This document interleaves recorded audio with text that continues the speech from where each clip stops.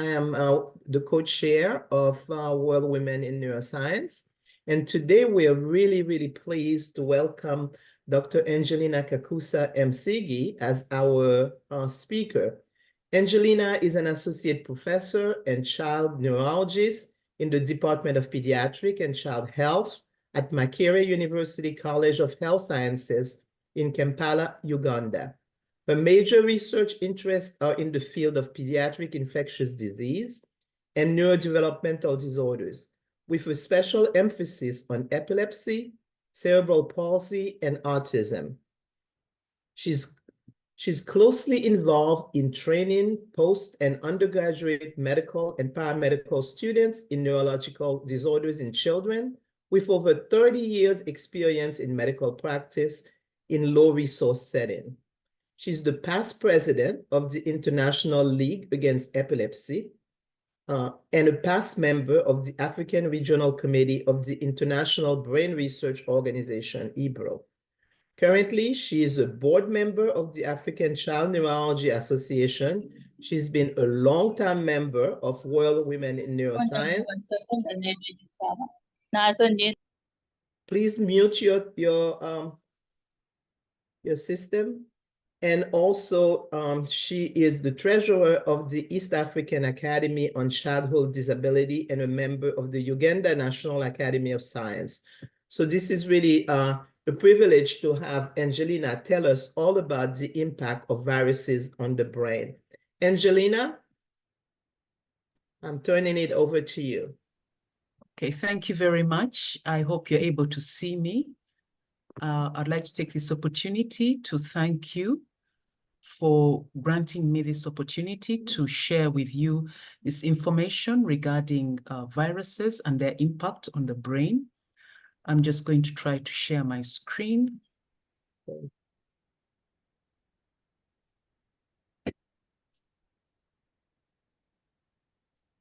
Perfect. Yes, we see it.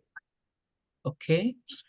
So the title of my talk is Impact of Viruses on the Brain, and I have nothing to disclose.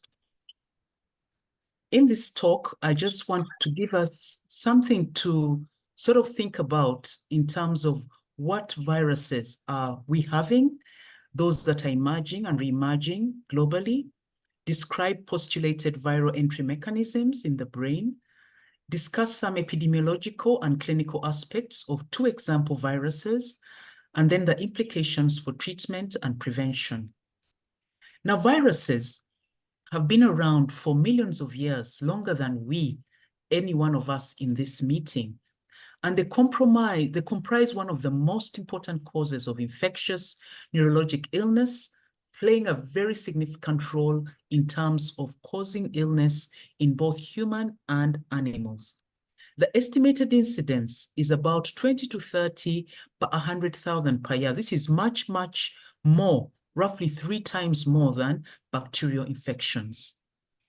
When we look at the central nervous system, it has been, there's a mechanism that protects it from getting entries of viruses or any other pathogens. And this is the blood-brain barrier. This diagram shows you the structure and cellular composition of the blood-brain barrier. We can see that it has those astrocyte endfoots, there's a tight junction, and some picture that has been blown to really give us an idea of what the actual structure is. The cells, the smooth muscles, the pericytes, all of these are ways in which the brain has been programmed to try to protect itself from any pathogen entry. However, this is not 100% proof, as we know. There are so many ways that these pathogens evade this protective surveillance system and actually are able to access the brain, inducing disease. So the major entry paths through which the viruses enter the CNS or the central nervous system are 2 ways. One is through the hematogenous transmission route, where you find that somebody has an infection, for example, in the lower respiratory tract infection, and through the blood system, these infected monocytes and macrophages pass through to go and infect the central nervous system. Alternatively, you can have infection in the lower respiratory tract infection, and these viruses, through the nerve cells, travel through the axonal transmission route to enter the central nervous system. So these are basically the two main ways in which the viruses may enter the central nervous system. So the viruses are several, and we know that there have been quite a number that have been noted to be present in our environment. This diverse spectrum of viruses exists within the capacity to invade the central nervous system, causing devastating, acute, and chronic neurological manifestations responsible for the high mobility and mortality that we see. Now, what are these viruses, and how about those that are emerging and re-emerging? Now, when we look at definitions, emerging infectious diseases are those that are newly identified, previously unknown infectious agents that have not been observed within a population or geographical location and cause public health problems either locally or internationally. Examples include the novel coronavirus infection, SARS-CoV-2 that causes COVID-19, HIV, and novel Ebola viruses. Then the re-emerging infections or re-emerging viral diseases are those caused by an established pathogen that appears in a new geographical location or was once controlled but begins appearing at a higher incidence. These infectious agents have been known for some time, but have fallen to such low levels that they are no longer considered public health problems and are now showing upward trends in incidence and prevalence. These re-emerging diseases may happen because there are problems in the public health action. They can also happen when new strains of known diseases occur, or even people's behavior can cause these diseases to re-emerge. Examples include things like Zika and West Nile viruses. Now, this graph or this diagram shows you global examples of emerging and re-emerging infectious diseases. What is in red, a red dot, is those that are newly emerging. The purplish sort of blue dot is re-emerging or resurging. And the black dots are deliberately emerging. As you can see, in Africa, for example, where I come from, HIV is not noted to be newly emerging. Things like Marburg, MDR, tuberculosis are re-emerging. But you note that infections such as Zika in Africa is looked at as a re-emerging, looked at as a newly emerging disease, but it was actually there before. And when you look at it in the Latin American area, you can see that, or where there was an outbreak some time back, you can see that Zika is looked at also as a re-emerging illness. So this just gives you an idea of the various infections that are infections, both bacterial and viral, that are emerging and re-emerging globally. And these viruses don't always change in a predictable way. Some viruses have evolved to cause less serious illness, others have evolved to cause more serious illness, while others have evolved to gain strength as they constantly change and adapt, causing even, in some cases, death.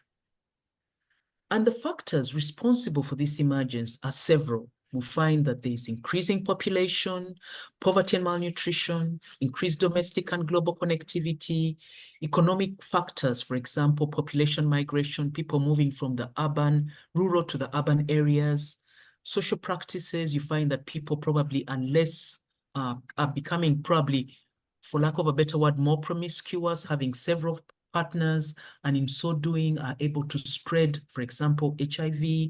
Prevalence of immune suppressive diseases is on the rise. Unplanned urbanization, you find that probably a place which used to be a forest has been cut down to accommodate people to stay there, changing the fauna and flora. So viruses that were probably in a particular area are now being spread to other areas which they were not in the first place.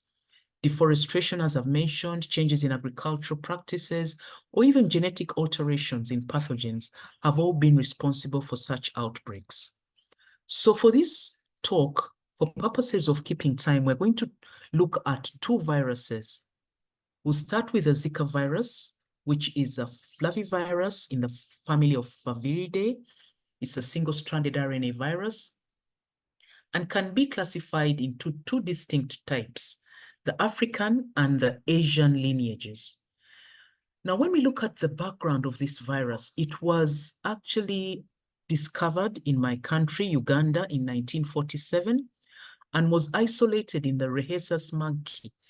This was actually by accident. They were looking for yellow fever virus, and they found that this monkey was febrile after they had put this monkey in a cage, and they found out that it was febrile for a certain illness that was unidentified.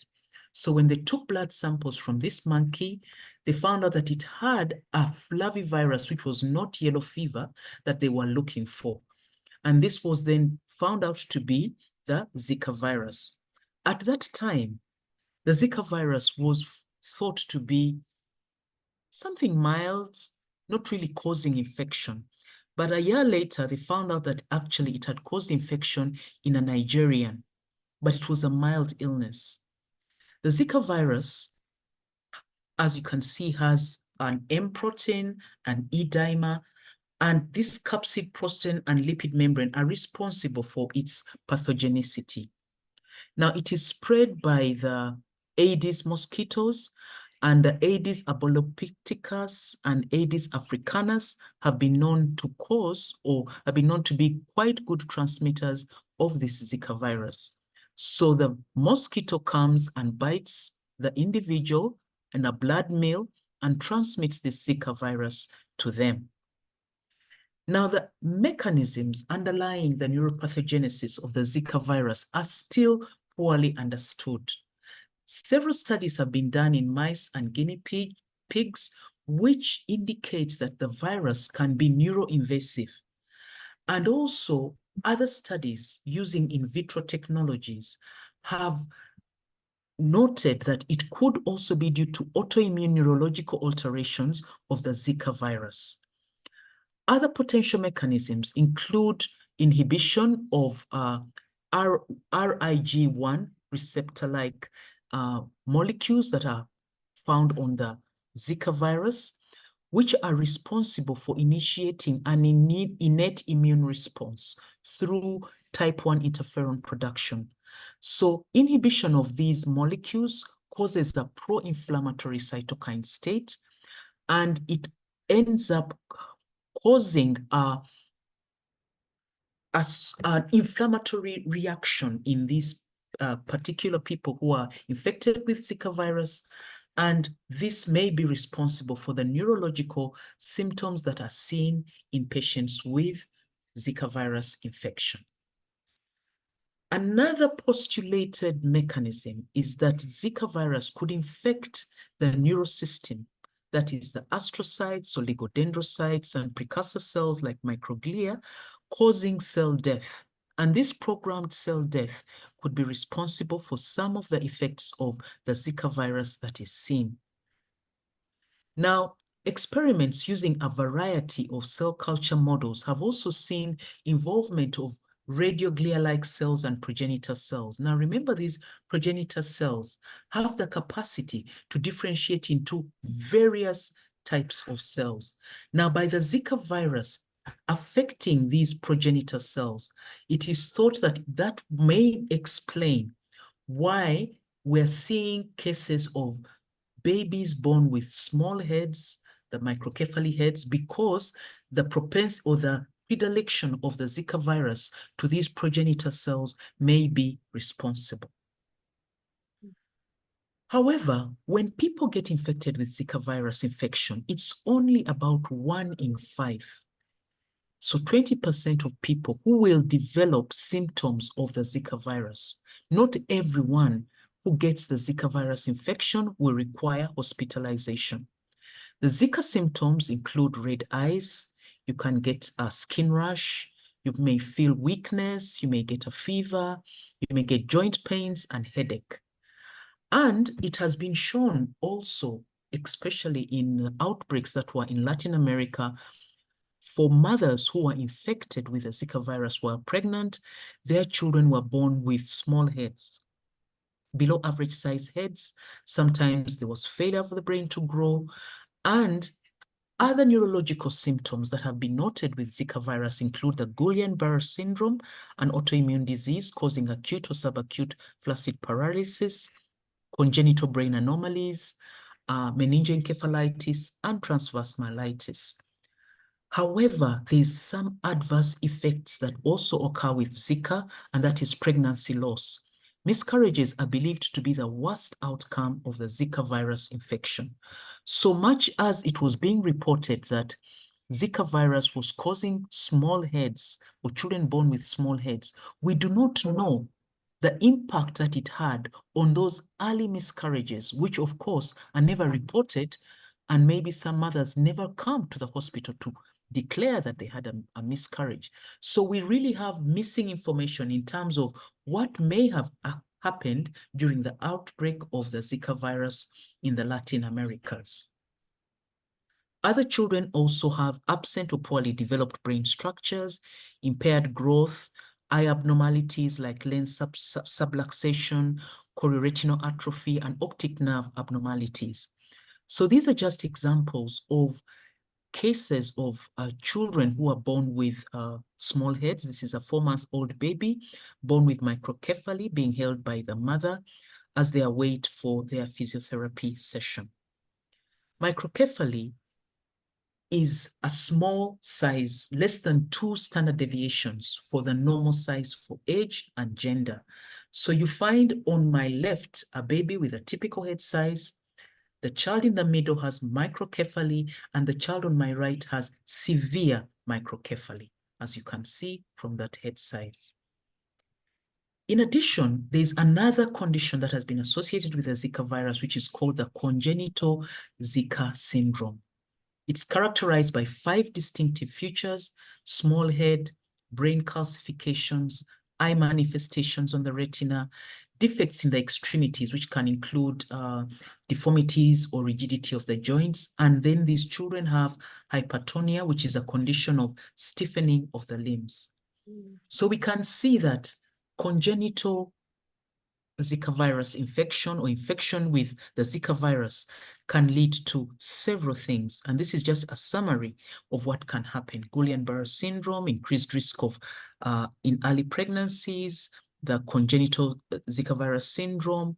It can cause epidemic can go into epidemic proportions, cause a lot of illness. It can persist in the vaginal tract and also in the semen. That is why it was also, as a precaution, told to people who had had the infection to be careful in terms of when they would continue any other sexual activities following the virus infection. So the second virus that we're going to talk about is the SARS-CoV-2 or the COVID-19 virus. This is a coronavirus single-stranded RNA virus, which has 4 genera. There's the alpha, the beta, the gamma, and the delta. And it is the one that caused COVID-19 is a beta coronavirus. It shares genetic similarities with SARS-CoV-1 and the MERS-CoV virus, which was the Middle East Respiratory Syndrome coronavirus. The background of this virus, as we all know, in December 2019, there were reports from China of a virus that was causing flu-like symptoms, and people were being admitted in epidemic proportions at that time. But it was only until January 2024 that the virus causing this illness was identified as SARS-CoV-2 because of its similarities with SARS-CoV-1. And it was found to have been in high proportions, it was thought to have been developed from the wet markets in the China wet markets, those markets that were selling fresh vegetables, fruit, and seafood and meat. And here we are seeing how a resident in Wuhan, that is in China's central Hubei province, is being tested for the COVID-19 coronavirus. What began as something that was thought to be only limited to China ended up becoming a pandemic, infecting almost all areas of the world. This virus, that is the SARS-CoV-2, which causes COVID-19, is depicted in this slide. It has a spike protein, a membrane protein, envelope protein, a nucleocapsid protein, and it's an RNA virus. While we may say that we went through what was the worst part of the COVID-19 pandemic, the COVID-19 pandemic is not over. We went from being a state of emergency to a state of international concern. However, on May 2023, the World Health Emergency Committee on COVID-19 recommended that now, much as we have gone over, we know that the COVID-19 pandemic is still ongoing. It does not fit a public health emergency of international concern category, but that does not mean that the pandemic is over. The global emergency that caused it is over, but we still know that COVID-19 is still with us. How does it spread? It spreads through inhalation of small or medium-sized droplets containing the infectious virus. And these virus particles can be deposited. They may be large or medium-sized droplets onto exposed mucous membranes, for example, as a person sneezes or coughs, and it hits somebody's eyes or mouth. Or you can have contact transmission, touching mucous membranes. For example, if you've touched an area where the person has, probably the droplets have been deposited, and you touch your eyes, mouth, or nose, these are ways in which the virus can spread to us. So you can have close contact, somebody coughs and then you get the contact, or it can be through the airborne, the particles being transmitted through the air, or through touching surfaces, as we all know what happens. So this picture just shows you that there are different size droplets. They are the large droplets, which immediately fall to the ground. They are the medium-sized droplets.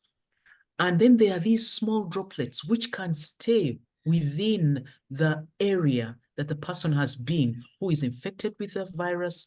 And by virtue of the fact that they're small, they can be suspended in the air, especially when there's not much aeration or good aeration within that particular area, such that you find that these small droplets can still be a threat to an individual who may breathe them in. So what is the neuropathogenesis of COVID-19? To date, the neuropathogenesis is also not clearly understood. However, there have been several postulations as to what could be causing the neuropathogenesis, why we're getting COVID-19 brain injury. One is hypoxic brain injury. Remember that COVID-19 is primarily a respiratory pathogenic virus. So it causes its main pathology in the respiratory system.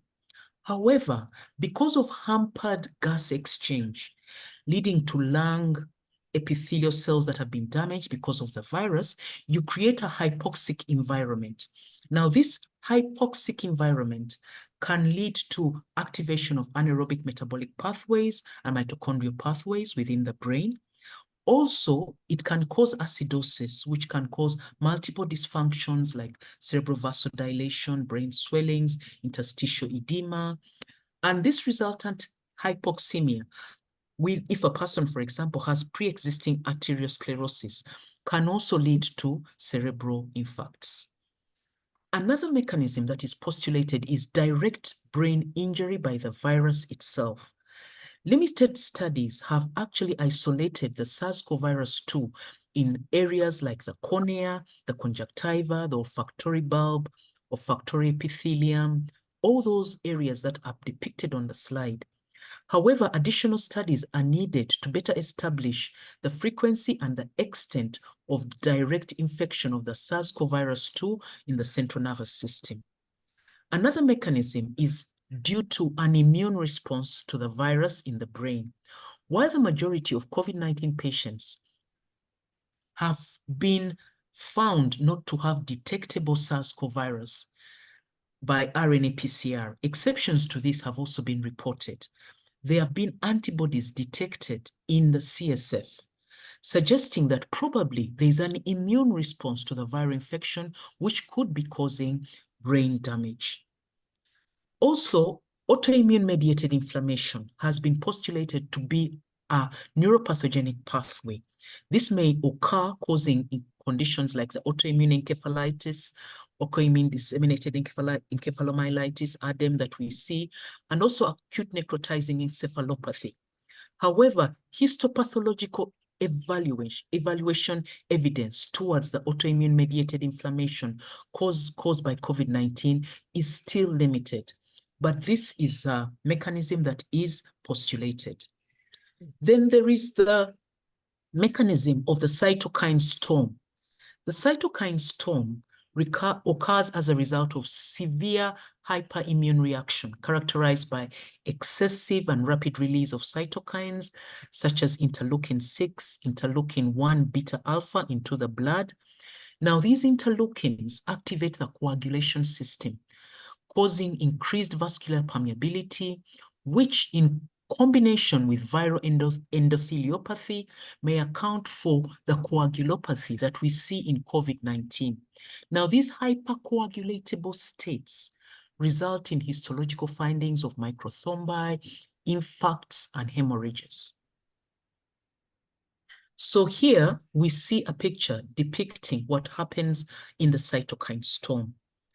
Because of the overactivated immune response, you find there's neuroinflammation, renal failure, lung injury causing a ground glass opacity, cardiac failure, clotting and platelet dysfunction. All of these leading to multi-organ failure and eventually death. So it's postulated that the cytokine storm can also affect the brain, causing what we see in the symptoms of COVID-19. Now, many people infected with COVID-19 have no symptoms or have only mild disease. And the symptoms usually appear about 2 to 10 days following infection. However, for the current prevailing Omicron variant, the symptoms usually appear in about 2 to 4 days. The symptoms are several. Cough, fever, shortness of breath, and sore throat are amongst the main symptoms that we see. However, you may get muscle aches of the arms and legs, severe fatigue, runny or blocked nose, headache, sore eyes, dizziness, persistent cough, shortness of breath, loss of smell or change or taste in smell, difficulty sleeping, appetite loss, GI symptoms like nausea, vomiting, abdominal pain, or diarrhea. Now, regarding the neurological manifestations, how does the virus enter into the brain? There have been several postulated mechanisms, as shown in this diagram. In A, the nasal route, it is thought that the virus, as the person breathes in, remember that we're thinking of inhalation of the virus, goes through the nasal area, enters through the cribriform plate. Some of it goes towards the lungs, which is the main infection. However, some may be moving through the cribriform plate to the olfactory bulb and cause infection. So this nasal route may explain one of the postulations where they have found the virus, neuroinvasive virus, in certain areas like the olfactory bulb and the cornea. The other route is B, which is the vascular route. So you find that the virus through the blood travels through the blood and is goes and infects through the hematogenous route and infects other peripheral tissues as well as the brain.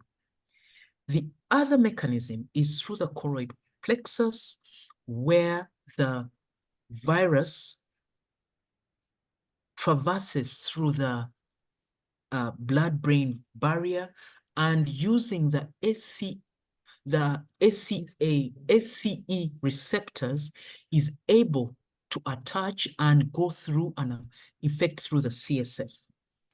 And then the blood-brain barrier is the other means where the virus also penetrates through the blood-brain barrier, also using the SCE2 receptor, and causes multiplication and affects the brain parenchyma. All of these methods are just, or viral entry routes are all postulations or possible mechanisms that researchers believe could be the way in which the virus enters the brain.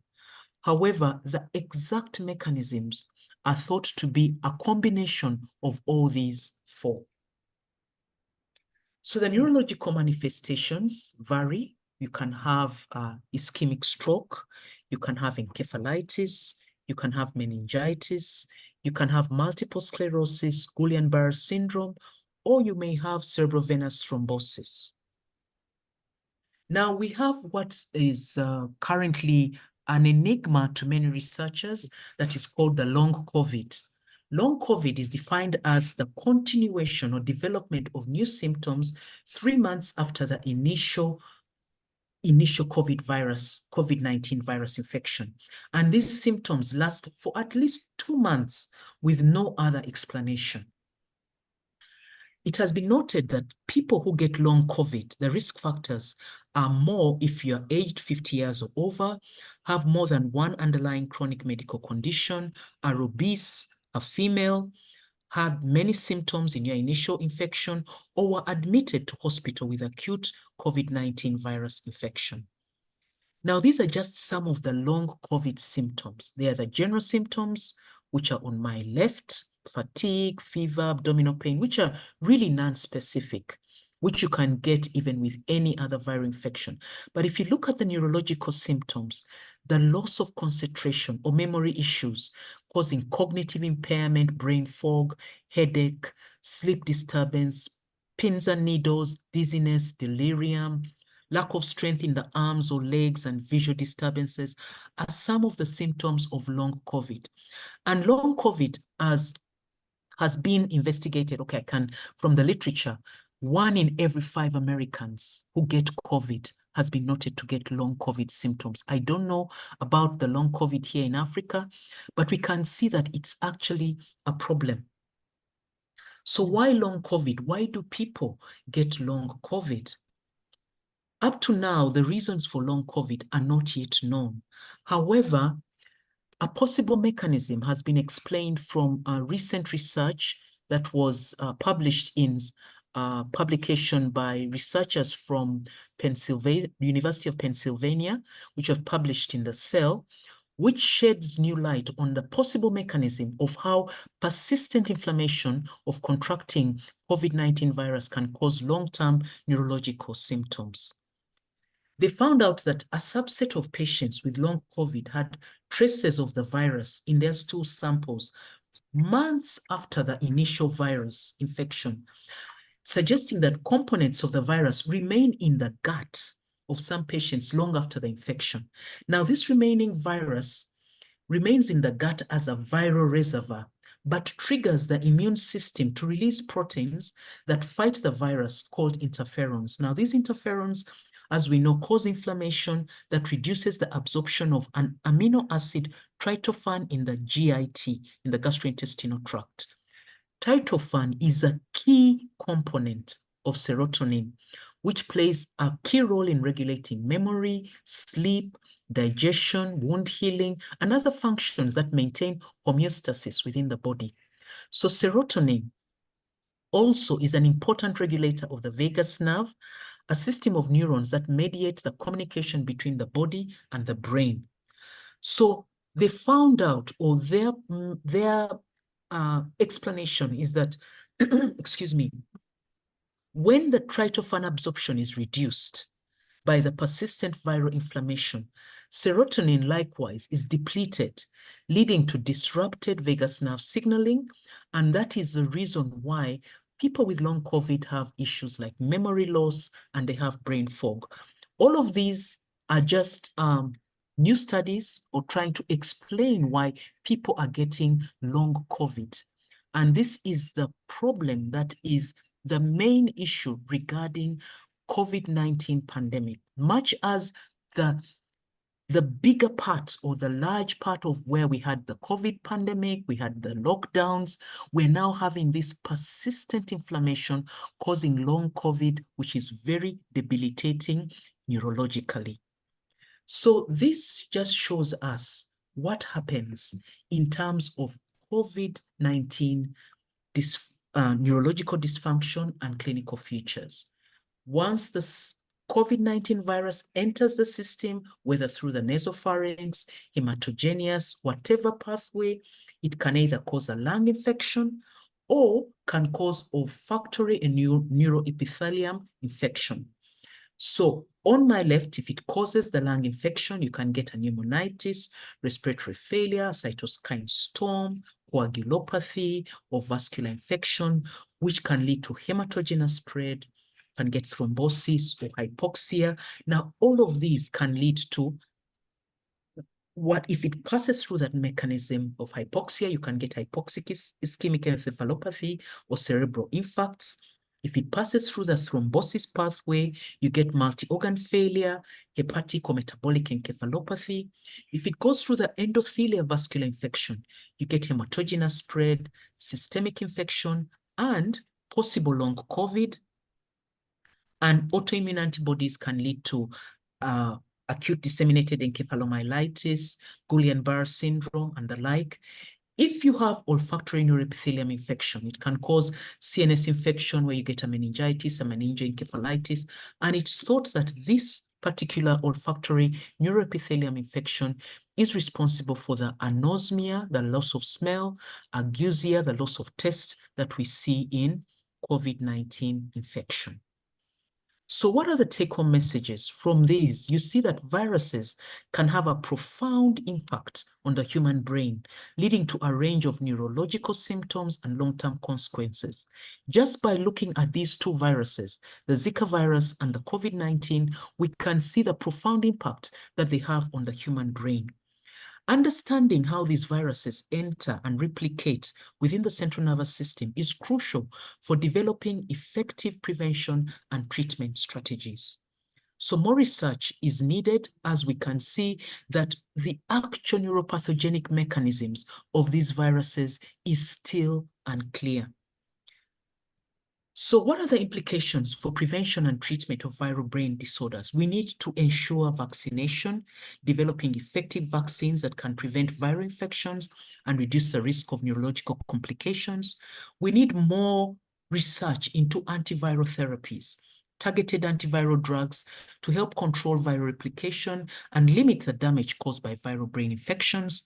We also need to up the game in terms of how we manage this neuroinflammation, reducing it through the use of medications, immunomodulatory therapies to improve the outcomes.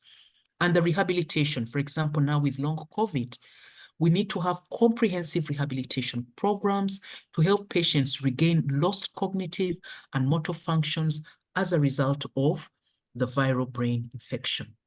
Thank you for listening. Angelina, thank you for a fabulous talk.